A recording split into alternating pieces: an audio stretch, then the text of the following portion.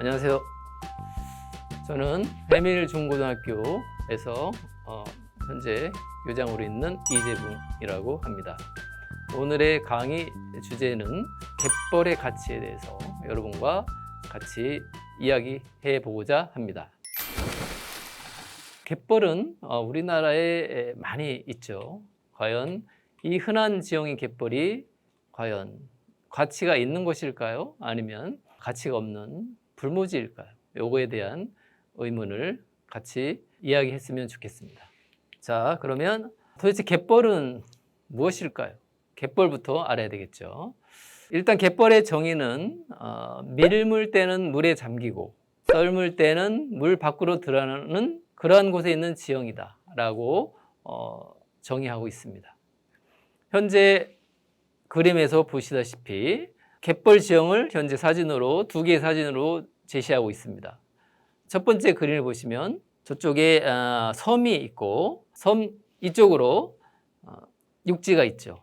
그 가운데 있는 지형, 여러분 보시다시피 뻘 지형이 있죠. 이것을 우리는 갯벌이다 라고 봅니다. 오른쪽에 있는 지형을 한번 볼까요? 오른쪽에 있는 지형도 비슷한 사진이지만 왼쪽에 있는 사진하고 좀 다른 것은 약간 갈대라든지 염생 식물이 존재하죠.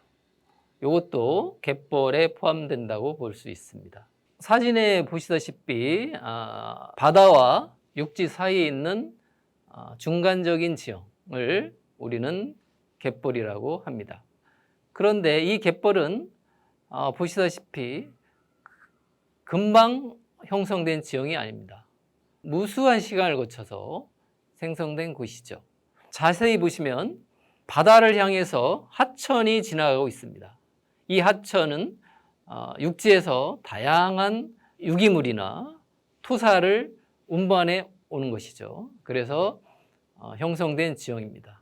이 지형은 여러 가지 입자의 크기에 따라서 여러 가지로 분류할 수 있는데 입자가 고우면 뻘갯벌이다 라고 할 수 있고 입자가 굵으면 모래갯벌이다 라고 볼 수 있습니다.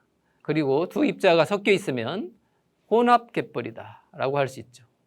입자가 다양하면 거기에 사는 생물도 다양하게 됩니다. 또한 이 뻘이 만들어질 때 굉장히 많은 시간이 걸렸죠. 그래서 아주 다양한 입자와 다양한 생물이 어우러져 사는 아주 복합적인 지형을 만들게 됩니다. 이 지형에 대해서 지금부터 공부해 나가도록 하겠습니다. 그러면 이 갯벌은 바닷가면 아무 데나 있을까요? 아니면 특별한 곳에만 있을까요? 화면을 보시면 우리나라의 갯벌은 세계적으로 5대 갯벌 안에 들어갑니다. 자, 표시가 되어 있습니다. 캐나다, 미국, 아마존, 북해연안, 한국. 우리나라에서 세계적으로 손가락에 드는 그런 지형은 많지 않습니다. 하지만 이 서해안 갯벌은 우리나라에서 아주 흔한 지형이지만 세계적으로는 그렇게 흔한 지형이 아닙니다. 아주 귀한 지형인 것이죠. 왜 귀하냐 하면은 이 갯벌이 형성되려면 조석이 있어야 된다는 거죠. 조석은 밀물과 썰물을 의미합니다. 밀물과 썰물이 있는 지형, 차이가 큰 지형이 존재해야 되는 것이죠. 그런 지형이 세계적으로 그렇게 많지 않습니다. 두 번째는 해안선이 단순해서는 안 된다는 거죠. 복잡해야 된다는 것입니다. 해안이 꾸불꾸불 리아스식 해안처럼 꾸불꾸불해야 갯벌이 형성이 좋다는 거죠. 다음, 바다 깊이입니다. 바다 깊이가 얕아야 된다는 것이죠. 깊어서는 안 된다는 거죠. 왜 그러냐면 바다가 깊게 되면 거기로 토사가 유기물이 흘러가서 쌓이지 않게 되는 것이죠. 그래서 조석, 밀물과 썰물로 인한 간만의 차이가 크면 클수록 좋고 해안선이 복잡할수록 좋습니다. 그리고 바다 깊이가 얕을수록 좋죠. 또 하나 가장 중요한 것이 있습니다. 그것은 바다로 흘러가는 강이 있어야 된다는 것입니다. 토사가 유입돼야 된다는 것이죠. 흙과 모래와 유기물이 많이 유입된다는 것입니다. 그래야 갯벌이 형성된다는 것이죠. 그러면 우리나라 갯벌은 어디에 있는가 한번 볼까요? 자, 우리나라에서 갯벌이 많은 곳이 어디에 있을까요? 우리나라는 동해안도 있고 서해안도 있고 남해안도 있습니다. 어디가 이 세 가지 조건을 충족하고 있을까요? 강이 있어야 되고 얕아야 되고 조수 간만의 차가 커야 되는 곳 어딜까요? 그렇습니다. 서해입니다. 지도를 한번 보겠습니다. 경기도 일대, 충남 일대, 전북, 전남, 그리고 경상남도, 제주도 약간. 동해안에 있습니까? 없죠. 왜 그럴까요? 굉장히 깊기 때문입니다. 깊은 곳에는 쌓이기가 어렵죠. 그리고 조석의 차이가 작죠. 조석의 차이가 작기 때문에 해류의 흐름이 강하죠. 그래서 동해에는 갯벌이 형성되기가 어렵습니다. 그러면 서남해에 주로 있는데 주로 어디에 있는지 또 지도를 한번 보겠습니다. 자, 우리나라 서남 해안 갯벌 지도입니다. 자, 보시면 가장 커다란 갯벌이 형성된 곳 중에 하나가 인천입니다. 인천, 영종도 쪽에 있죠. 또 하나는 금강 하구 아래에 있죠. 새만금 지역입니다. 또 하나는 전남 쪽에 영산강 하류 지역입니다. 이쪽이 우리나라 갯벌의 가장 대부분을 차지하는 곳이고 가장 갯벌이 잘 발달된 곳입니다. 하지만 안타깝게도 이 갯벌이 많이 소멸되고 있습니다. 아주 오래전부터 소멸되어 왔습니다. 역사적으로 보면 조선시대부터일 것 같습니다. 조선시대에 우리가 논이 부족해서 갯벌을 메우고 논으로, 밭으로 만드는 역사가 있죠. 그러나 전체 양에 비해서는 많지 않았습니다. 하지만 최근에 들어와서는 대규모의 개발이 이루어지고 있습니다. 가장 갯벌이 많은 인천을 한번 볼까요? 인천에 어떤 공사가 이루어지고 있습니까? 바로 인천공항이죠. 인천공항의 상당 부분이 갯벌을 매립해서 만들어진 곳입니다. 자, 갯벌의 가치가 클까요? 공항의 가치가 클까요? 앞으로 그 가치가 증명될 것입니다. 자, 다음에 금강의 갯벌을 한번 볼까요? 자, 금강 하구의 갯벌이 굉장히 큽니다. 자, 엄청나게 큰 토목공사가 거의 막바지에 이르고 있습니다. 그 지역이 어디일까요? 네, 지도에 보시다시피 새만금입니다. 엄청난 양의 갯벌이 사라지고 있죠. 거기다가 매립을 해서 토사를 집어넣어서 육지로 만든 다음에 그 위에 여러 가지 사람의 건물을 만들고 있습니다. 갯벌을 없애서요. 그럼 갯벌은 이렇게 가치가 없는 곳일까요? 거기에 세우는 공장이, 시설이 더 가치 있는 것일까요? 이거는 천천히 생각해 봅시다. 다시 갯벌의 지형으로 돌아와서 인천에 만들어진 저 갯벌은 큰 강을 끼고 있습니다. 어떤 강을 끼고 있습니까? 그렇습니다. 한강이죠. 다음에 새만금은 아까 말씀드렸다시피 금강이죠. 다음에 밑으로 전남 쪽의 갯벌은 어떤 강일까요? 영산강입니다. 큰 강이 수만 년에 걸쳐서 계속 토사를 계속 하구로 쓸어 내려왔습니다. 수만 년에 걸쳐서 이루어진 이 갯벌은 정교한 생태계를 구성하게 됩니다. 이 정교한 생태계에는 아주 다양한 생물들이 살게 되고 다양한 종류의 생명은 다양한 종류의 단백질을 만들게 됩니다. 이것을 인간이 이용하고 있는 거죠. 한반도에 약 5,000년, 길어도 1만 년 전에 인간이 첫 발을 디뎠겠죠. 그 당시 인간은 수렵 채취로 연명했을 겁니다. 어디에 주로 정착했을까요? 강가나 바닷가겠죠. 바닷가에는 이미 모든 식량이 준비되어 있었습니다. 그래서 우리의 조상은 자리 잡고 생존할 수 있었습니다. 자, 그러면 이 갯벌이 어떤 역할을 하는지 한번 보도록 하겠습니다. 이 갯벌이 왜 중요한지를 한번 생각해 봅시다. 자, 갯벌이 왜 중요한지는 아래 그림에서처럼 현재 5가지로 제공하고 있습니다. 첫 번째, 오염물질을 분해하고 정화하는 기능이 있고, 두 번째, 자연 방파제 역할로 재해를 막아줍니다. 세 번째, 갯벌 생물들에게 서식지, 집을 제공합니다.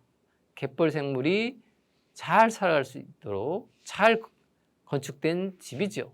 네 번째, 갯벌 생물들은 인간들에게 무엇을 제공할까요? 그렇습니다. 식량을 제공합니다. 중요하죠. 인간이 살아가는데 중요한 식량을 제공합니다. 다섯 번째, 인간들에게 여가 시간을 제공합니다. 마음의 휴식처, 안식처를 인간들에게 제공하는 것입니다. 이 갯벌의 경제적 가치는 제곱킬로미터당 64억 원 정도 한다는 게 2013년 해양수산부에서 발표한 자료에 나와 있습니다. 하지만 그 가치는 굉장히 유동적이고 평가하는 사람마다 다르겠죠. 자, 그러면 갯벌이 왜 중요하고 어떤 기능을 하는지 한번 살펴보겠습니다. 자, 갯벌에는 다양한 기능이 있는데 첫 번째, 갯벌의 기능에는 해양생물의 서식 및 생산지라는 말씀을 서두에 드렸습니다. 그림을 한번 보시겠습니다. 육지로 가면은 육지 생태가 있고 바다 쪽으로 가면 연근의 해양 생태계가 있습니다. 육지와 해양을 연결하는 이 생태계를 우리는 갯벌 생태계라고 볼 때 일단 제일 바닥에 있는 생산자 플랑크톤이 있겠죠. 이 플랑크톤은 어류 등에게 식량을 제공하겠죠. 그리고 갯벌은 입자가 다양한 입자가 골고루 분포되어 있습니다. 그래서 생물들도 다양하게 거기에 정착해 있겠죠. 그래서 그 깊이에 따라서 사는 아이들도 다르고 또 물이 얼마나 많으냐, 얼마나 작으냐, 입자가 얼마나 크냐, 얼마나 작으냐에 따라서 거기에 맞춰서 생물들이 서식하게 됩니다. 일단 입자가 크게 되면 입자 사이사이에 산소 포화도가 높겠죠. 입자가 작게 되면 산소는 적게 들어오겠죠. 하지만 작은 입자에는 많은 유기 영양물이 있겠죠. 그래서 각자의 생물의 취향에 따라서 다양한 생물들이 서식하게 됩니다. 이 갯벌은 굉장히 정교하면서도 균질한 지형을 형성합니다. 육지를 한번 생각해 봅시다. 육지에는 이렇게 사는 아이가 누가 있을까요? 지렁이를 생각해 봅시다. 지렁이는 모든 육지에 다 골고루 살 수 있을까요? 어렵겠죠. 어디는 척박하고 어디는 기름지고 그래서 지렁이가 사는 곳은 굉장히 제한적일 것입니다. 하지만 갯벌은 균질한 지형이 폭넓게 널려 있습니다. 대량으로 다양하게 서식할 수 있겠죠. 그래서 해양생물이 서식하기에 아주 좋다. 그리고 서식하기 좋다는 얘기는 자라기에 좋다. 자손을 많이 퍼뜨릴 수 있다. 이러한 여러 가지 다양한 장점이 있는 것입니다. 따라서 인간이 이용할 수 있는 범위가 넓어진다는 거죠. 다양한 생명체를 대량으로 소비할 수 있는 거죠. 여기서 주의할 것은 이들을 지나치게 남획한다면 점점 줄어들겠죠. 여기에 인간의 지혜가 필요할 것 같습니다. 갯벌의 생물과 공존할 수 있는 지속 가능한 방법, 이게 중요한데 이거를 밭을 만든다, 논을 만든다, 공장, 부지를 만든다 하고 싹 매립해버린다면 어떤 일이 일어나겠습니까? 그거는 여러분들이 충분히 알 수 있을 것입니다. 다음 갯벌의 기능 두 번째로서는 이 갯벌 안에는 아까도 말씀드렸듯이 굉장히 다양하고 굉장히 많은 생명체가 서식하는데 이 갯벌 생태계를 세계적으로 볼 때 아주 높은 생산성을 지닌다고 볼 수 있습니다. 생산성이 지구에서 가장 높은 지형 중에 하나는 열대우림입니다. 아마존의 열대우림, 아프리카의 열대우림, 우리 많이 들었죠. 지구의 허파. 이곳이 굉장히 생산성이 높습니다. 다양한 생명체가 다양하게 존재하면서 굉장히 빨리 크고 있죠. 또 하나 높은 생산성을 지닌 지형은 산호초 해역입니다. 산호초 근처에는 아주 다양한 생명체가 존재하게 되죠. 더불어 갯벌 생태계도 세계적으로 굉장히 높은 생산성을 갖고 있다라고 많은 과학자들이 이야기하고 있습니다. 이 생산성 높은 지역은 어느 정도냐 하면 먼 바다의 10배 이상, 농경지의 3배 이상의 생산성을 가지고 있다라고 연구자들은 말하고 있습니다.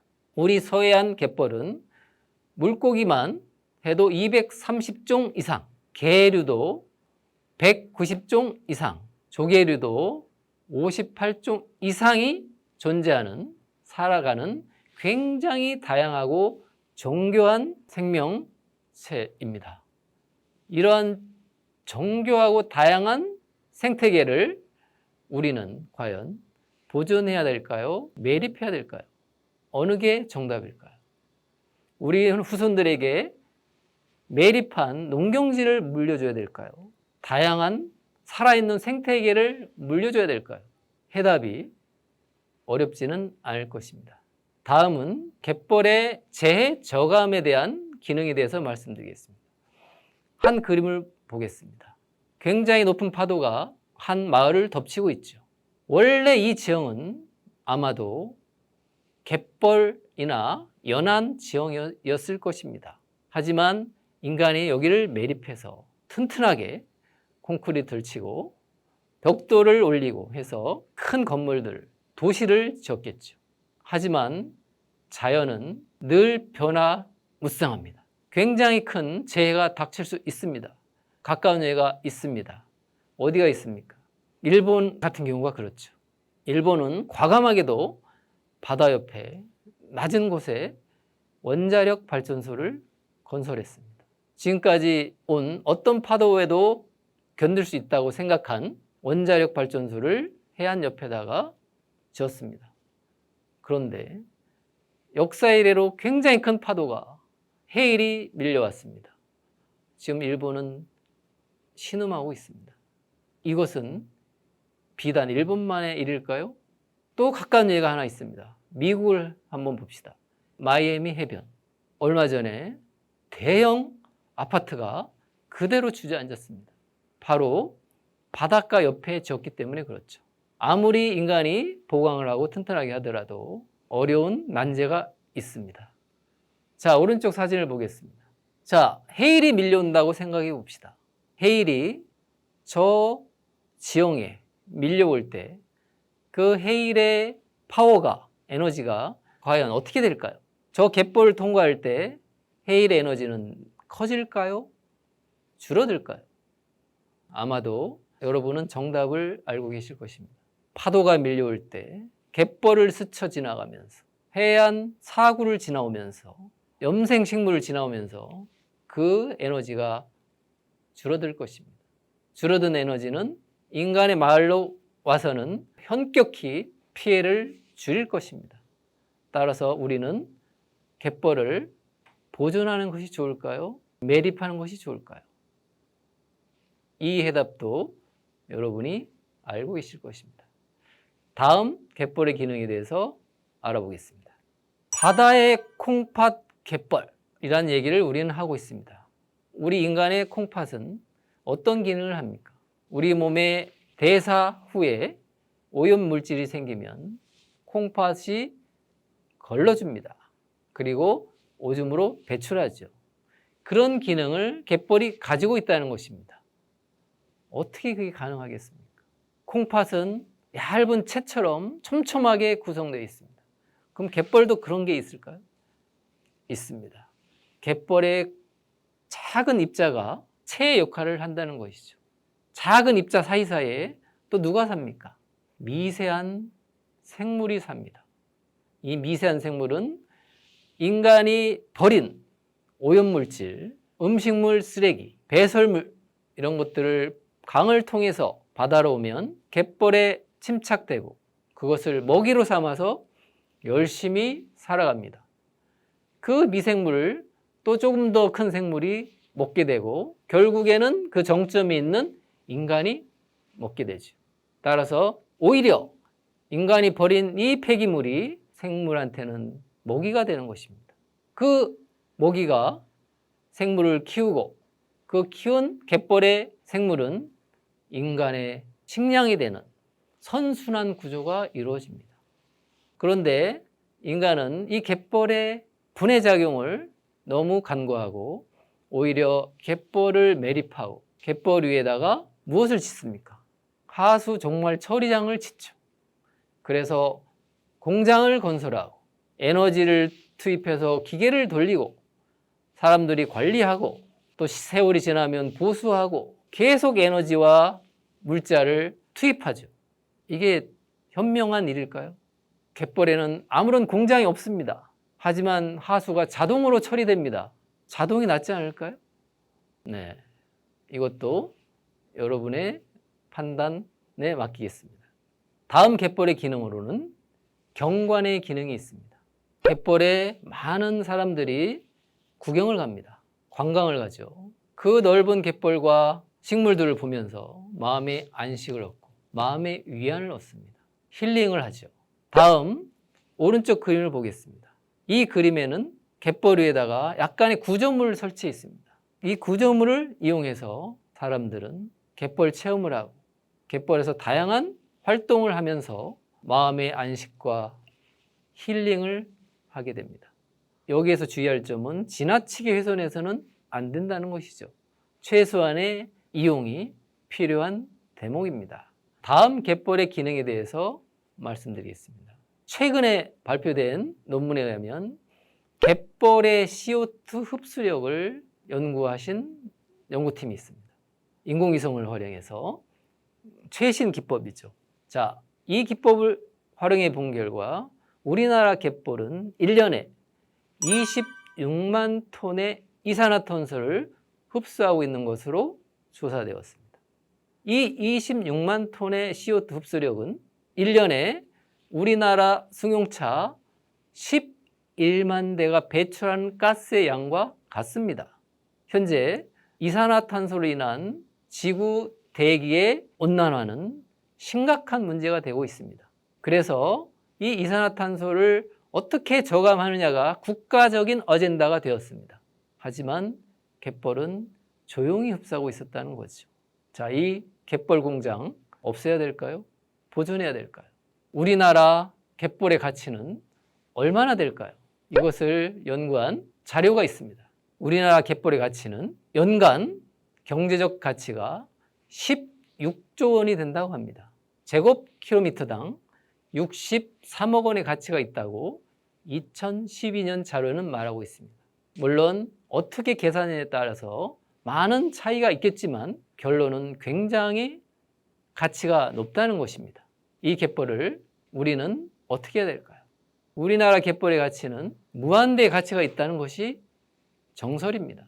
상황에 따라서 그 가치는 굉장히 변동이 크겠지만 분명한 것은 무가치하지 않다는 것입니다. 굉장한 가치가 있다는 것이죠. 그래서 우리는 갯벌을 보존해야 된다는 것이죠. 요약하겠습니다. 우리나라 갯벌의 가치는 해양 생물의 요람이며 사람으로 따지면 유치원에 해당합니다. 현재 우리나라 대학 학생이 없어서 어렵습니다. 왜 대학생이 없을까요?